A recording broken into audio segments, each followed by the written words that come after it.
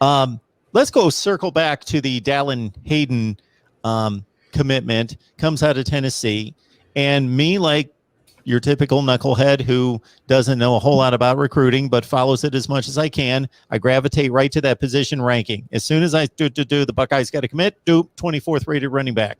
I think that was the composite. So your typical Ohio State fan, Kevin's not necessarily going to be excited about that. Why should they be excited about Aaron Hayden's son coming to Columbus?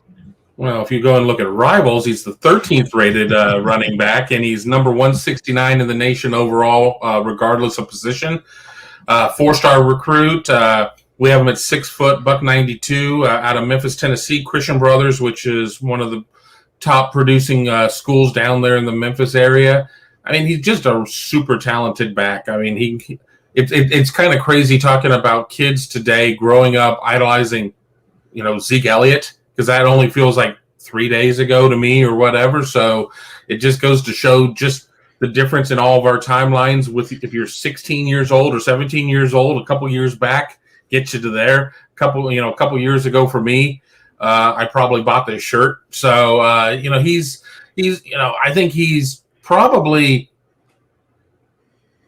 out of a class of a lot of talented running backs, was the one that Ohio State really had focused in on. And, you can sit there and look at guys like Gavin Sawchuk. You can look at guys like Nicholas Singleton, some other guys out there. But Dallan Hayden was the guy that they really thought that was going to complement the system. He's maybe not the big power back at just 192. I think he's going to play closer to 200.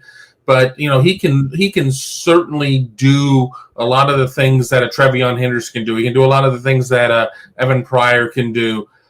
Just pop on his huddle tape, and you'll see why Tony Alford really identified this guy early as somebody that he wanted to focus in on. And once again, it just goes to show that in a lot of instances, Ohio State's out there selecting, not necessarily recruiting. They're able to go out and kind of pick and choose who it is they want. And of course, with an offer system, I mean, you're never going to get a kid that you didn't offer in the first place, but there are very few programs out there that can just kind of pick and choose off of the menu and say, I'll take 2 of those and 1 of those and 3 of those and a box of those naked lady tees.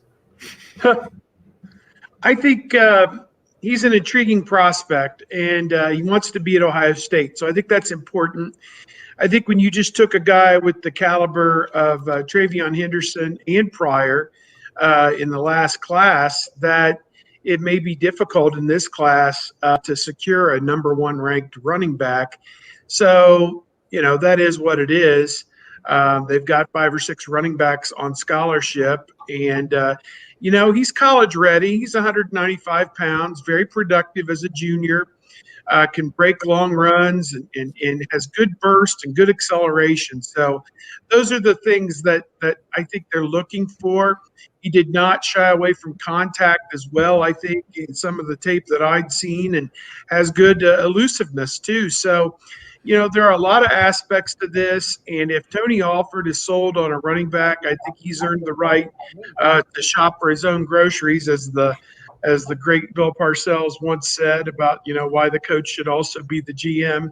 So not that a lot of those type setups have netted a lot of Super Bowls over the years, but at any rate, I think that this is a guy that Alford and Ryan Day are invested in. And, they like his willingness to be a role player and to take the situation as it comes, and to understand that, you may not play a whole lot the first year, but that's also to your benefit. And you learn, you develop, and then you hit the ground running when you get the chance and the opportunity to play. So a lot of guys in the mix there at running back, and he'll be one of them when he gets to Ohio State in the year 2022. Yeah, I'll just quickly add, he may not be the fastest guy or the biggest guy or this or that, but he's what I like is when he's in traffic, he sees all of it. Very similar to what Trey Sermon was able to do once he gets past the line of scrimmage. And Trey Sermon was never the fastest or the biggest or the strongest, but when he was in the zone, he was the best. And we'll see what Dallan Hayden does. And like Steve said, just the fact that he's willing to follow the 2021 class. Not everybody is willing to do that. And so that tells you something about him as well.